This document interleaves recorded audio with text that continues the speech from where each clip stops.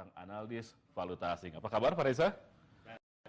Jadi akhirnya rupiah sempat melemah. Ini ada yang fundamental atau ada hanya karena profit taking atau seperti apa menurut Anda kemarin ini? Ya, sebenarnya sih kalau menurut saya itu hanya satu profit taking saja. Karena pada prinsipnya 5 bulan terakhir ini dolar tidak kemana, rupiah tidak kemana-mana terhadap dolar. Artinya begini, dibandingkan dengan kuartal pertama di tahun 2016 itu fluktuasinya terlalu tinggi. Dan sementara kalau kita lihat di kuartal pertama 2017 ini kisarannya hanya sekitar 13.000. Ya, 13.300-an ya. Ya, tidak terlalu jauh. Apa yang membuat situasi itu terkesan begitu stabil bagi rupiah?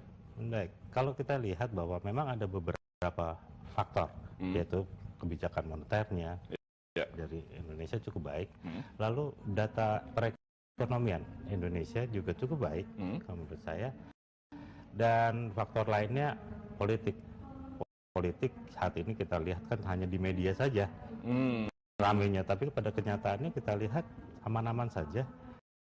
Dan yang pada turun ke jalan orang-orang, betul, bisa sampai ratusan ribu sampai sejuta katanya. Betul, tapi itu hanya sebentar efeknya. Pada saat rupiah pada saat itu langsung melemah sebentar, dia akan kembali lagi. Ini melihat ini kalau menurut saya bahwa fondasi dari perekonomian Indonesia cukup baik. Ya. Gitu ya. Jadi sentimen dari dalam negeri cukup positif. Cukup positif menurut saya. Situasi makro terkendali. Kalau untuk makro memang sulit untuk kita katakan bahwa Indonesia bisa mengendalikan apa yang terjadi di market global, tetapi dengan adanya kasus Donald Trump memecat petinggi FBI, tentunya ini membawa suatu ketidakpastian bagi US dollar sendiri. Jadi kalaupun ada yang perlu diwaspadai itu lebih banyak dari faktor eksternal. Ya, kalau menurut saya faktor eksternal harus lebih diwaspadai. Tapi di pasar modal asing masih banyak melakukan net buying. Jadi apa ini cukup menopang nilai tukar kita kalau situasinya kecenderungannya seperti itu? Sebenarnya kalau kita lihat dengan adanya net buying, tentunya kepercayaan terhadap pemerintah Indonesia cukup baik. Kinerja dari tim ekonomi Indonesia. Dan itu artinya memperkuat posisi nilai tukar karena banyak sekali. Betul. Dia banyak membeli gitu ya. Betul. Oke. Persepsi investor terhadap perekonomian Indonesia seperti apa menurut Anda saat ini?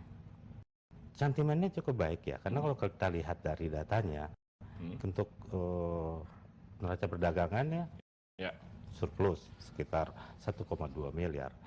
Lalu cadangan devisanya juga udah baik, hampir gitu mencapai yang tertinggi. Mau tidak mau, kalau menurut saya tidak ada alasan bagi para pelaku pasar untuk mengatakan bahwa ekonomi Indonesia kurang baik. Tapi mengapa rupiah tidak bergerak menguat signifikan? Baik, sebenarnya begini, kalau kita berbicara masalah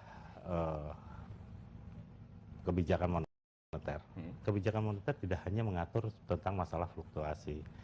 Yang penting adalah bukan permasalahannya menguat atau melemah, tetapi kestabilan itulah yang diinginkan oleh para pelaku pasar.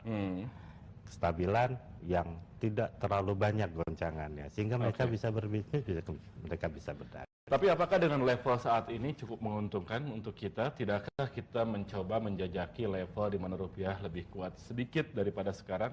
Kita akan bahas itu di segmen berikut. Pemirsa, jangan kemana-mana, Market Now akan segera kembali. Tetaplah bersama kami.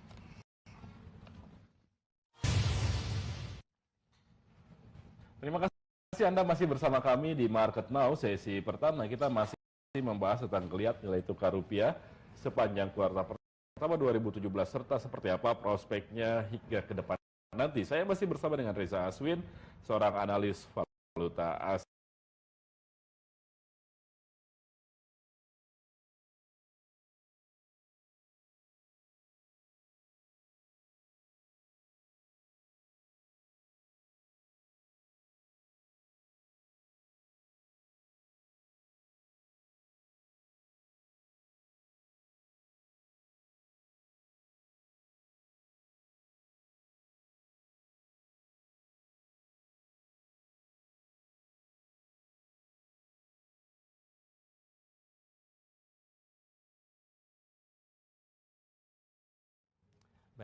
Inflasi, sebenarnya inflasi ini kan bukan permasalahan tinggi atau rendahnya, tapi bagaimana suatu bank sentral bisa mengendalikan, pemerintah bisa mengendalikan inflasi ini.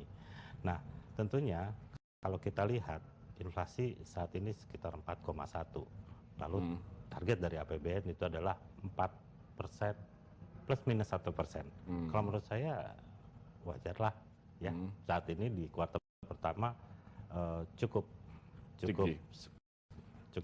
Ini kan kuartal kedua kita akan menghadapi bulan Ramadan, Lebaran, tahun ajaran baru. Banyak sekali konsumsi yang harus dikeluarkan oleh masyarakat yang mungkin akan mendorong nilai inflasi ke atas.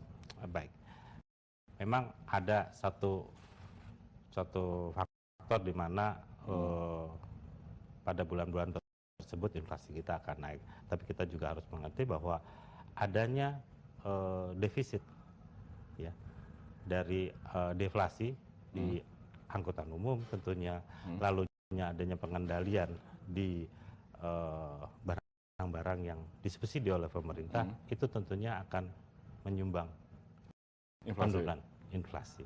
Jadi mau tidak mau inflasinya jangan terlalu tinggi, itu kan yang diharapkan.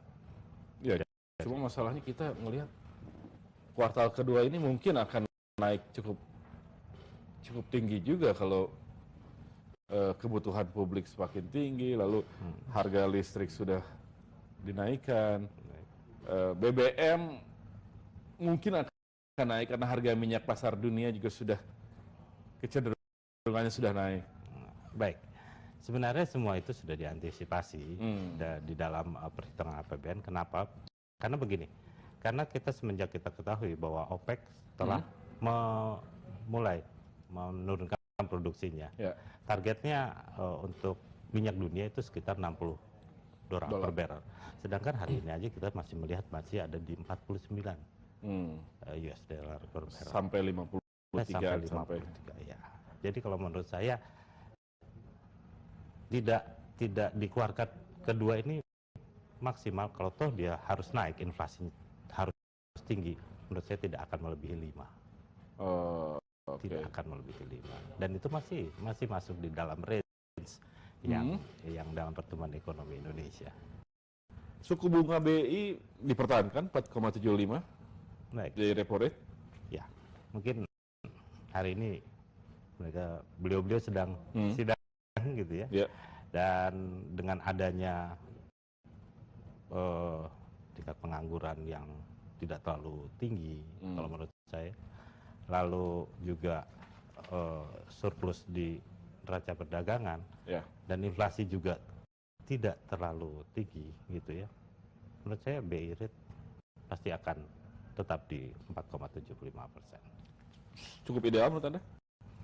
Menurut saya untuk saat ini cukup ideal, cukup baik, karena mau tidak mau suku bunga hanya dikaitkan, tidak hanya untuk masalah fluktuasi mata uang saja, tetapi yang penting adalah suku bunga itu untuk pengendalian inflasi yang tidak terlalu tinggi. Apabila inflasinya tinggi, tentu BI pasti akan menaikkan suku bunganya. Lalu bagaimana Anda melihat rencana The Fed sepanjang 2017 ini? Baik, The Fed memang saat ini suku bunganya 1%, oke, dan dia akan menaikkan sekitar 2-3 kali. Anda yakin masih bisa 2-3 kali kalau melihat situasi di Amerika terakhir ini? Baik, kalau ngelihat datanya, kita melihat bahwa tingkat pengangguran di Amerika sudah mencapai 4,4%, inflasinya juga sudah melebihi 2%. Belum sampai 2. Sudah sekitar 2,4%, 2,2% untuk saat ini. Nah, yang membuat The Fed itu agak sulit untuk menaikkan suku bunga itu adalah situasi perekonomian global tentunya. Karena ini akan membebani perekonomian global ke depannya pada saat The Fed cepat-cepat menaikkan suku bunga. Tapi isunya sebenarnya bukan itu. Isu yang terbesar adalah pengurangan besar-besaran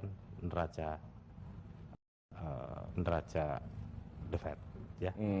Ini yang paling balance sheet-nya dia akan mengurangi besar-besaran. Ini yang menjadi topik. Apa dampaknya kalau dari situ? Begini, saat ini neraca The Fed sudah mencapai 4,4 triliun. Apabila itu terus membesar, tentunya inflasi bisa tidak terkendali. Nah, pada saat inflasi tidak terkendali, The Fed akan menaikkan suku bunga lebih cepat daripada jadwalnya. Dan ini sangat membebani perekonomian global. Baik, tentunya. kita punya data mengenai pergerakan nilai tukar rupiah terhadap dolar Amerika sepanjang Januari hingga 17 Mei 2017. Kita akan simak seperti apa pergerakan nilai tukar rupiah. Pada 3 Januari, rupiah diperdagangkan rata-rata di 13.476 dolar per dolar Amerika. Di 1 Februari di 13.368, 1 Maret di 13.363, 4 April di 13.325, dan di 17 Mei 13.324. Jadi agak menguat, tapi sangat tipis. Baik. Sangat-sangat tipis. Ya. Sebenarnya yang di faktor eksternal menurut saya jauh lebih besar.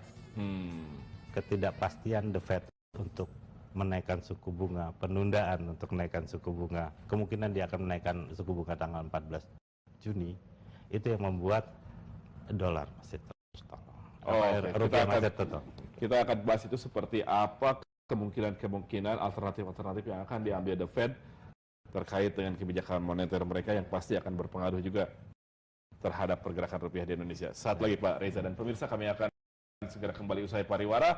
Tetaplah bersama kami di Market Now.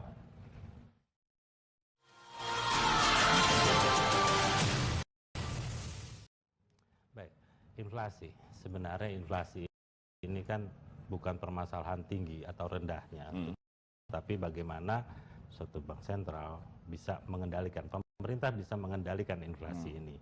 Nah, tentunya kalau kita lihat inflasi saat ini sekitar 4,1. Lalu target dari APBN itu adalah 4% plus minus 1%. Kalau menurut saya wajarlah ya. Saat ini di kuartal pertama cukup Tinggi. Ini kan kuartal kedua kita akan menghadapi bulan Ramadan, Lebaran, tahun ajaran baru. Banyak sekali konsumsi yang harus dikeluarkan oleh masyarakat yang mungkin akan mendorong nilai inflasi ke atas. Baik.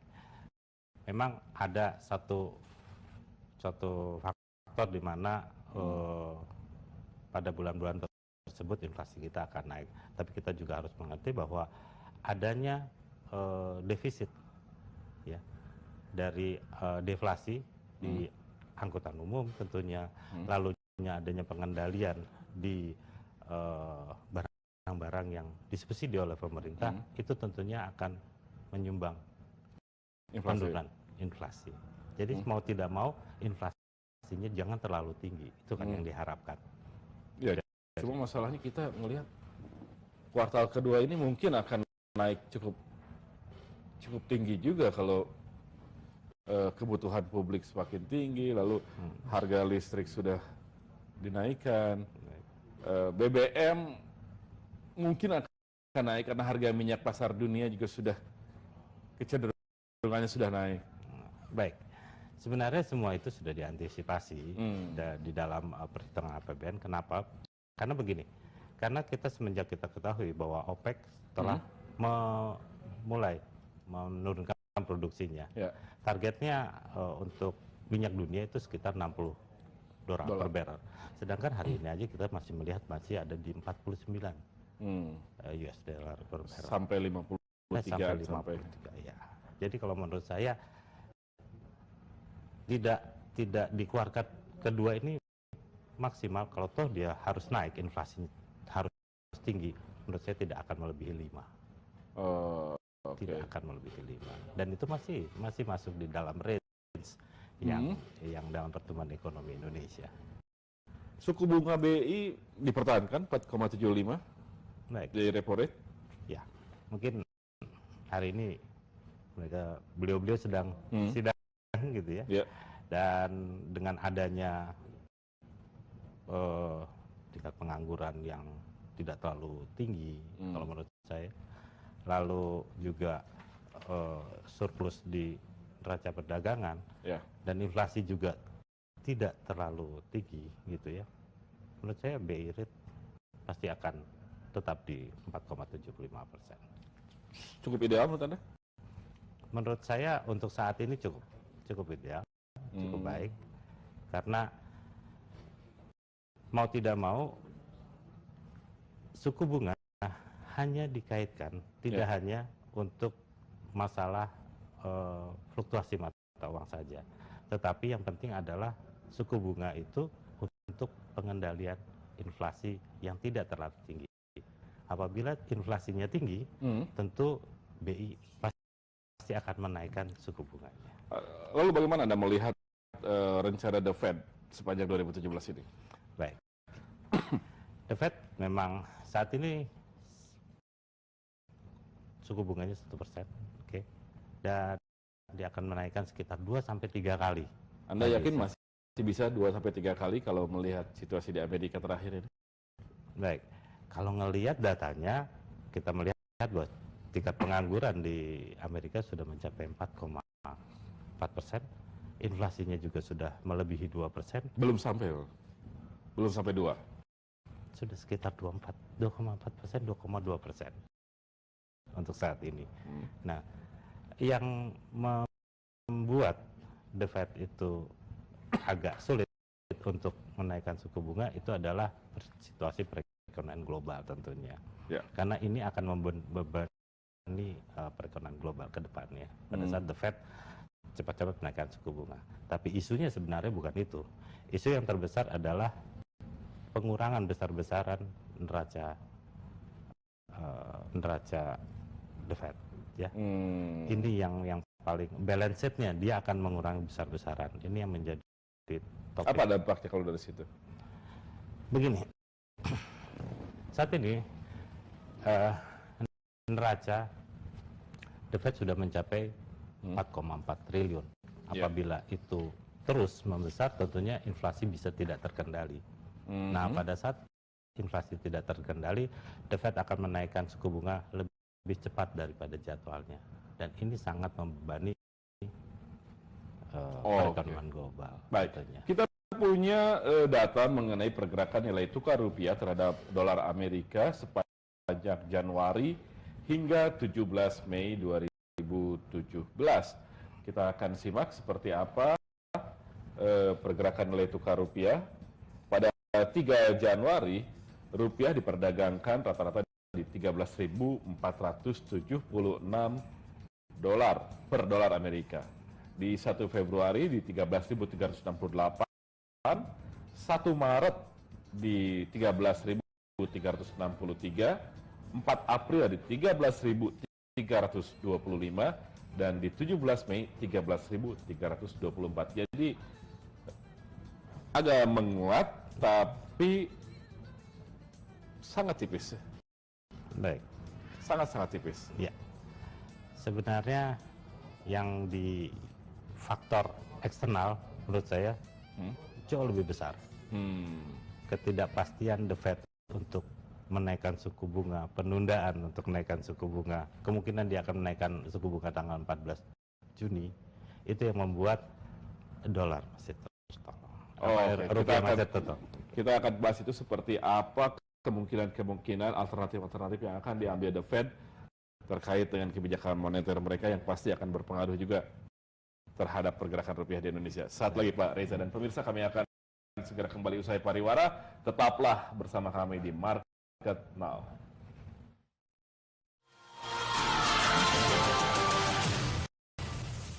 Terima kasih Anda masih bersama kami di Market Now sesi pertama, dan pemirsa, prediksi bahwa kenaikan suku bunga acuan Bank Sentral Amerika Serikat, The Federal Reserve, pada Juni 2017 diduga semakin menguat. Namun para ekonom Indonesia berharap Bank Indonesia tidak mengubah kebijakan moneternya.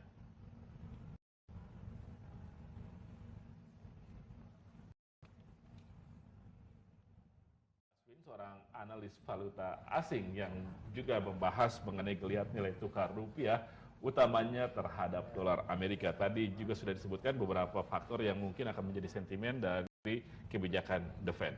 Jadi seperti apa saja menurut Anda kemungkinan yang akan diambil The Fed Juni 2017 ini? Sebenarnya 2017 ini The Fed pasti akan menaikkan suku bunganya 2-3 kali bulan Juni, September, dan Desember. Permasalahannya adalah pengurangan neraca perbankan Amerika. Itu yang menjadi yang paling ditakutkan oleh ekonomi global. Meskipun itu bertahap juga. Kenapa? Akan bertahap juga. Betul, akan bertahap pastinya. Dan tentunya ini yang membuat percepatan kenaikan suku bunga, sehingga fluktuasi di pasar akan menjadi lebih fluktuatif, dan fluktuatif itu menyebabkan suatu ketidakpastian. Dan yang paling penting adalah Amerika sedang, dan di negara lainnya juga, menghadapi suatu kasus namanya geopolitik. Ini yang paling sulit dikendalikan. Baik mulai dari Donald Trump, masalah pemecatan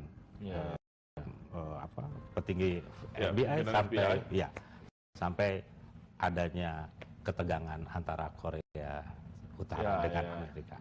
Ini yang paling sulit. Ini pun yang akan membuat dolar pasti akan gonjang-ganjing ke depannya. Jadi kemungkinan dolar yang justru tidak akan stabil. Betul. Tapi ketika dolar tidak stabil, maka rupiah akan merasakan dampaknya juga. Betul. Oke. 4,75 menurut Anda memang tepat dipertahankan meskipun katanya The Fed akan menaikkan di Juni nanti?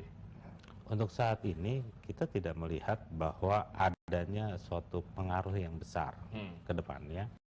Yang penting adalah buat kami adalah adanya suatu data ekonomi, fondasi ekonomi yang cukup kuat, dan kebijakan moneter yang cukup akomodatif.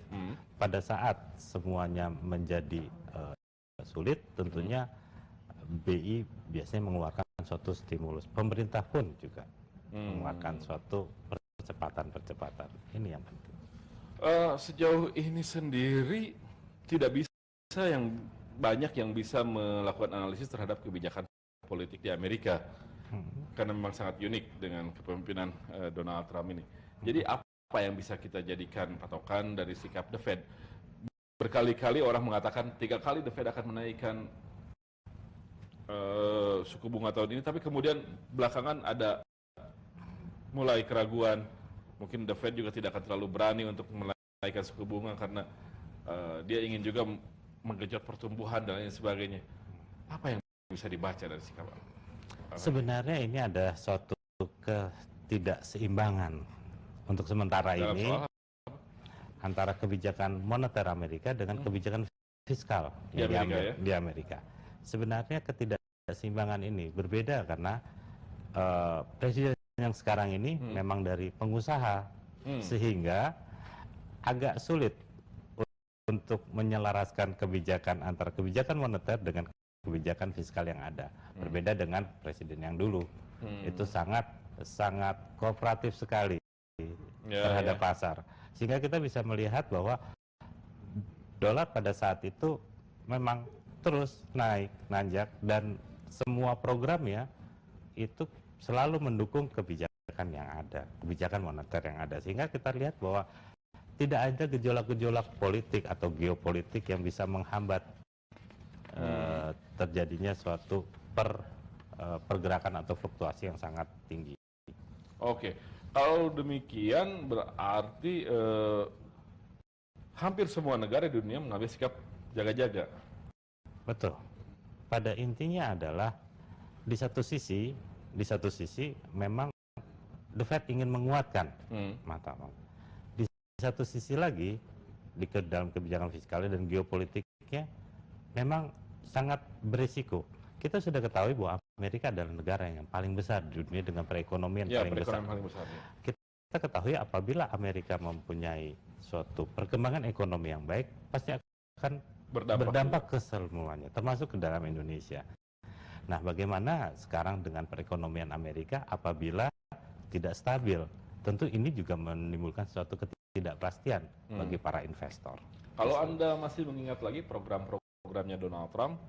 Di awal dia cenderung proteksionis, berusaha untuk memaksakan sebuah industri kembali tumbuh di Amerika Serikat dengan berbagai macam cara, termasuk dengan meningkatkan defisit APBN-nya Amerika. Apa ini dampak terhadap situasi moneter dunia? Baik, sebenarnya programnya adalah bagus, adalah mengembalikan semua perusahaan-perusahaan yang membuat pabrik di luar Amerika dan kembali ke Amerika dengan tujuan apabila membangun pabrik di Amerika akan diberikan suatu potongan pajak yang lebih besar dibandingkan. Nah, apabila semua negara di dunia melakukan hal yang sama, menurut saya tidak ada suatu perdagangan global. Tidak ada lagi ekspor impor yang berjalan dengan baik karena setiap negara akan memenuhi kebutuhannya sendiri. Dan ini juga menurut saya yang akan membuat semuanya menjadi tidak seimbang. Bagaimana ceritanya apabila China hanya memproduksi untuk negaranya sendiri, begitu juga dengan Eropa. Tapi pada saat ini kan tetap saja dolar merupakan mata uang utama dunia. Amerika mungkin hanya satu-satunya negara yang bisa mengekspor mata uangnya ke negara-negara lain di dunia. Tapi dengan sikap Donald Trump seperti ini, apakah masih tetap orang akan menilai dolar sebagai mata uang utama dunia? Kita akan bahas itu di segmen berikut. Dan pemirsa, kami akan segera kembali. Tetaplah bersama kami di Market Now.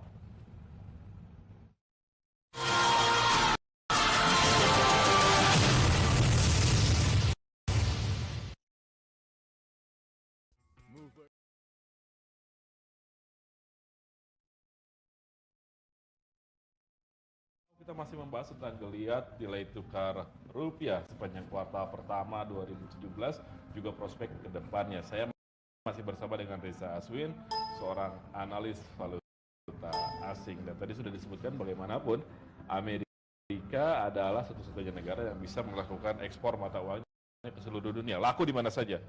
Mau Anda di gurun pasir, mau Anda di kutub utara, Anda pegang dolar, itu tetap bisa diperdagangkan. Ya. Intinya adalah saingan dia hanya cuman gold, emas. Nah, itu tadi. Jadi ketika situasinya seperti ini, apakah prospek dolar sebagai mata uang utama dunia masih tetap akan berlanjut? Sampai saat ini semua perdagangan di dunia masih menggunakan US dollar.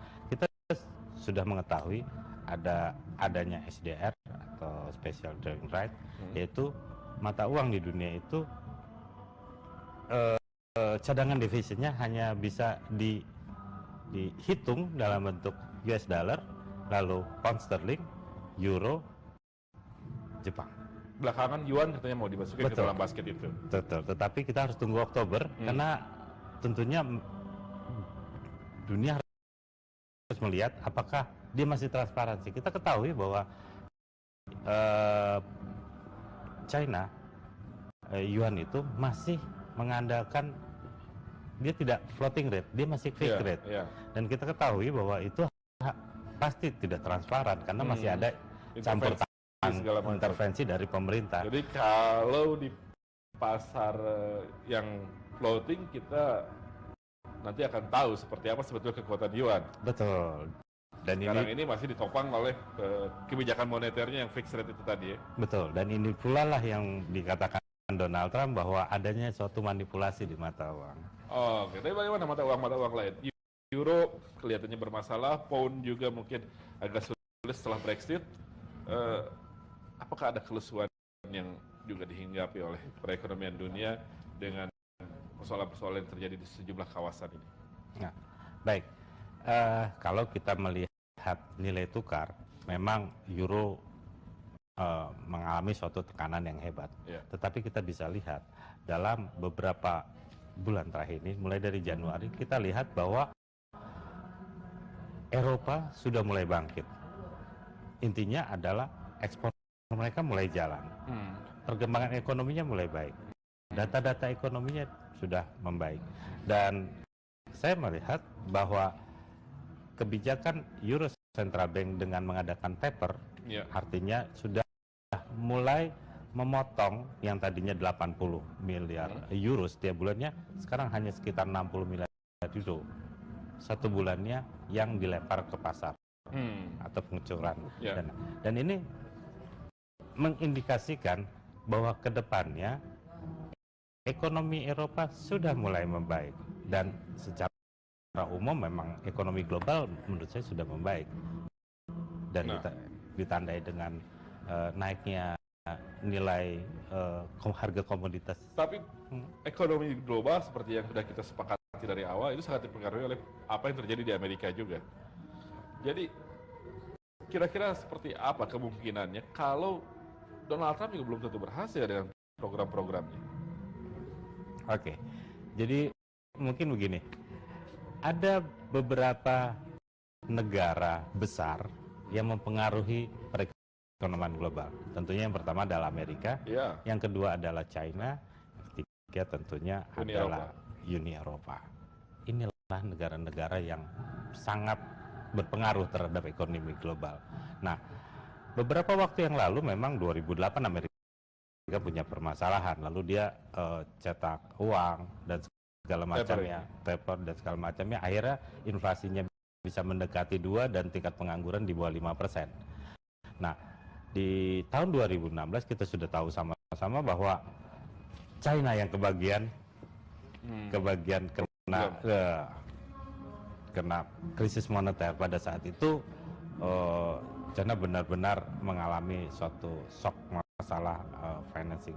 Nah, sekarang Eropa juga tahun 2016, akhir 2016 juga mengalami suatu goncangan. Tapi kita lihat di tahun 2017 ini semua mulai membaik. Gitu. Ekonomi global di ketiga negara tersebut sudah. Tapi kan bulan Juli nanti itu ada waktu jatuh tempo buat Yunani. Kalau ada apa-apa lagi dan masih gagal juga kan itu bisa mengganggu juga pada euro secara keseluruhan. Betul, sebenarnya masalah Yunani itu bukan masalah Eropa. Sebenarnya itu adalah masalah dunia. Kenapa? Karena Yunani itu meminjam uangnya tidak sama negara-negara Eropa saja, ke seluruh dunia. Pada saat dia melakukan gagal bayar, tentunya ini akan mempengaruhi semuanya. Tapi kalau saya lihat beberapa kali Eropa selalu membantu Yunani untuk menyelesaikan masalahnya. Ya. Anda yakin jadi bulan Juli ini pun akan bisa dilewati dengan solidaritas dengan negara Eropa yang lain? Banyak sekali yang kita lihat bahwa dengan keluarnya Inggris, lalu nanti Eropa akan hancur. Lalu kemarin juga ada suatu isu dengan naiknya calon dari Le Pen, dari Prancis, itu juga akan menghancurkan. Tapi ternyata kalah, ternyata semuanya jalannya normal gitu ya, tidak terjadi apa-apa. Dan saya juga yakin bahwa itu pun terjadi beberapa tahun yang lalu juga. Yunani dikatakan gagal bayar gitu ya, dan segala macamnya, semuanya bisa diselesaikan dengan baik. Tujuannya hanya satu, bahwa tidak ada suatu kebijakan negara manapun yang ingin menyusahkan rakyatnya, itu yang penting. Dan semuanya kepingin berujung dengan suatu kestabilan. Tapi kalau kita kembali lagi ke Donald Trump, yang dia lakukan kan sama sekali di luar kelaziman. Betul. Sama sekali di luar kelaziman, dan Xi Jinping dari China seolah-olah merespon itu dengan menyatakan dia juga bisa membentuk blok perdagangan sendiri. Nah, situasi-situasi yang seperti ini tidak akan mempengaruhi psikologi para investor dunia, termasuk juga kemudian ke rupiah nantinya? Ya, inilah sebenarnya yang perlu dicermati adalah faktor-faktor seperti ini. Sulit memang saat ini sulit memprediksi bagaimana kebijakan-kebijakan dari Presiden Amerika yang baru seperti ini, karena beberapa kebijakannya yang sudah akan dimasukkan ke Kongres pun banyak yang ditolak. Ini juga lah yang membuat pasar akhirnya mulai melihat suatu ketidakpastian, dan itu juga yang menyebabkan saat ini harga emas dunia terus melambung. Itu kita lihat dengan banyak pelaku pasar yang akhirnya lari ke safe haven. Pada akhirnya ketika situasi tidak pasti, emas yang menjadi pilihan. Ya. Kita akan lanjutkan perbincangan setelah pariwara. Raja Aswin dan pemirsa, kami akan segera kembali di Market Now. Tetaplah bersama kami.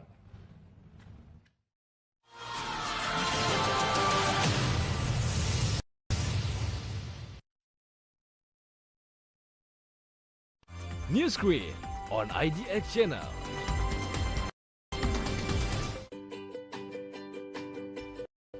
Ingin berinvestasi di pasar modal? Percayakan saja ke perusahaan kami yang sudah dijamin oleh KPEI. KPEI adalah lembaga clearing dan penjaminan yang menjadi perantara antara penjual dan pembeli yang tidak saling kenal. Fungsi KPEI untuk menentukan hak dan kewajiban, serta memastikan dipenuhinya seluruh hak anggota clearing saat jatuh tempo. Jadi, jika terjadi kegagalan penyelesaian dari anggota clearing tertentu, anggota clearing lainnya tetap menerima hak-haknya. Hadirnya KPEI membuat penyelesaian transaksi bursa menjadi aman, efisien, dan terjamin. Bagaimana trading Anda di sesi pertama tadi? Your business reference and the latest stock recommendation. Satu visi, satu optimis dengan Adaro dengan proyeksi harga batubara di 2017 ini. Only on IDX Channel. By the end of the weekend, you might want to review the whole thing together and prepare for what will happen next week. Pertumbuhan ekonomi tahun 2018 sebesar 5,4%. With the outlook, it will be easy to do. IDX Channel Special Report membedah untuk Anda.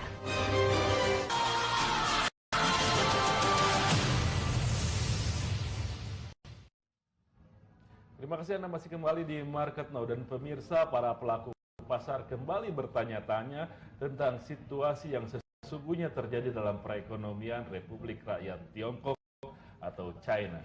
Pemicu spekulasi itu adalah langkah People Bank of China atau Bank Sentral China yang menyuntikkan dana dalam jumlah yang sangat besar ke pasar keuangan China.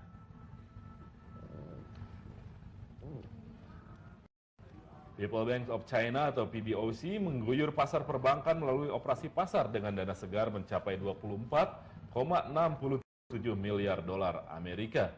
Ini merupakan suntikan dana segar terbesar sejak 19 Januari 2017.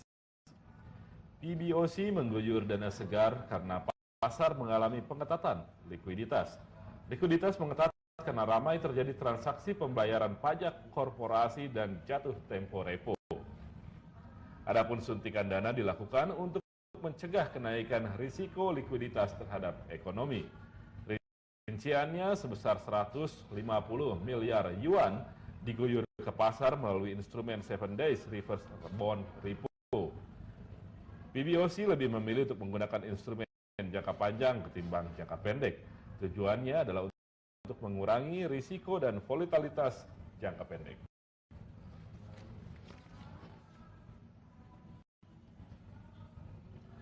Kita lanjutkan kembali perbincangan dengan Pak Reza Aswin mengenai geliat nilai tukar rupiah. Baru saja kita simak apa yang terjadi di China.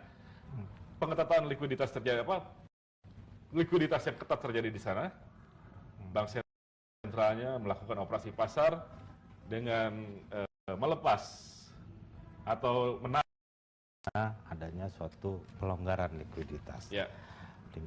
Nah, kalau kita berbicara masalah pelonggaran likuiditas, tentunya pasti ada banyak sekali suatu kemudahan, ya, baik dari kebijakan moneternya, tapi yang jelas ada suntikan dana ke pasar, pasti akan menimbulkan suatu kelemahan.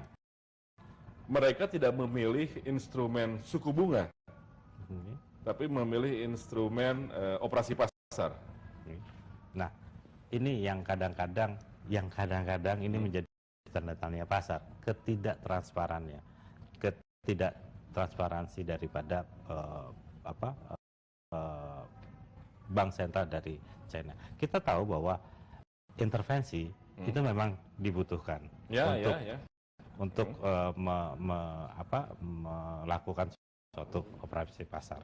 Tetapi sesuatu yang mendadak itu tentunya akan membuat suatu hal yang tidak baik ke depannya. Kita melihat bahwa dia lakukan ini itu karena dia melihat bahwa stabilitas dolar tidak terlalu baik untuk jangka waktu yang panjang. Pemeriksaan FBI terhadap Donald Trump ini dinyatakan seperti akan berlanjut. Ketakutan-ketakutan itu sebagian memang mengatakan dolar sebagai safe haven juga. Tapi yang jelas bahwa kita melihat yen terus menguat dan harga emas juga terus menguat. Jadi kebanyakan investor sekarang sedang melepas dolar, memilih safe haven yang lain. Betul. Untuk saat ini seperti itu. Dan cuman yang dipilih bukan rupiah seperti itu. Sebenarnya bukan sama investor internasional. Betul. Safe haven lah yang sedang dikejar. Tapi bagaimana Anda melihat pergerakan dari mata uang lain yang peer dengan rupiah? Situasinya tidak terlalu jauh. Apakah mereka juga mengalami penguatan tipis terhadap dolar atau seperti apa? Negara-negara tetangga misalnya? Sama seperti Malaysia, Singapura. Tetapi memang fluktuasinya tidak sestabil rupiah. Dibandingkan dengan Brazil, dibandingkan dengan Singapura dollar, dibandingkan dengan ringgit Malaysia, Indonesia jauh lebih stabil kalau menurut saya. Indonesia jauh lebih stabil. Jauh lebih stabil. Itu apakah karena makronya atau apa yang membuat kita lebih? Yang jelas mikronya juga cukup baik sih. Oke. Jadi dengan situasi-situasi seperti ini cukup banyak gambaran yang bisa kita dapatkan apa yang akan terjadi di 2017.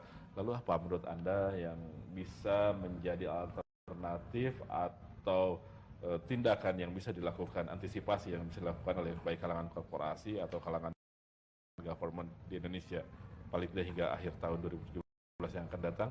Kita akan bahas itu di segmen terakhir. Masih punya satu segmen lagi kita Pak Reza Aswin. Dan pemirsa, kami akan segera kembali. Tetaplah bersama kami di Market Now.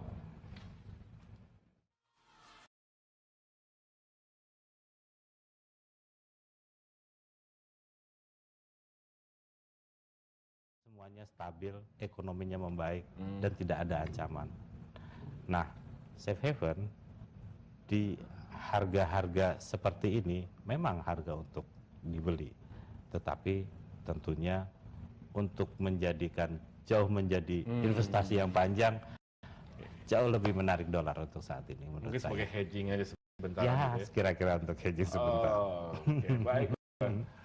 Mudah-mudahan Anda menyimpan optimisme terhadap situasi ke depan dan itu mudah-mudahan benar-benar bisa terjadi, Bung Reza Aswin. Ya. Terima kasih atas bincang-bincang kita. Semoga semuanya bisa bermanfaat dan semoga kita bisa menarik hikmah terpenting dari apa yang terjadi dalam perekonomian global atau domestik selama beberapa bulan terakhir. Dan pemirsa, demikian tadi Reza Aswin, seorang analis valuta asing, membahas mengenai geliat nilai tukar rupiah. Saksikan terus Market Now karena sebentar lagi ada rekan saya Prisa Sombodatu yang akan mengupas mengenai pergerakan indeks saham jelang penutupan sesi pertama. Market Now akan segera kembali. Saya Hardi Hermawan undur diri. Sampai jumpa. Terima kasih.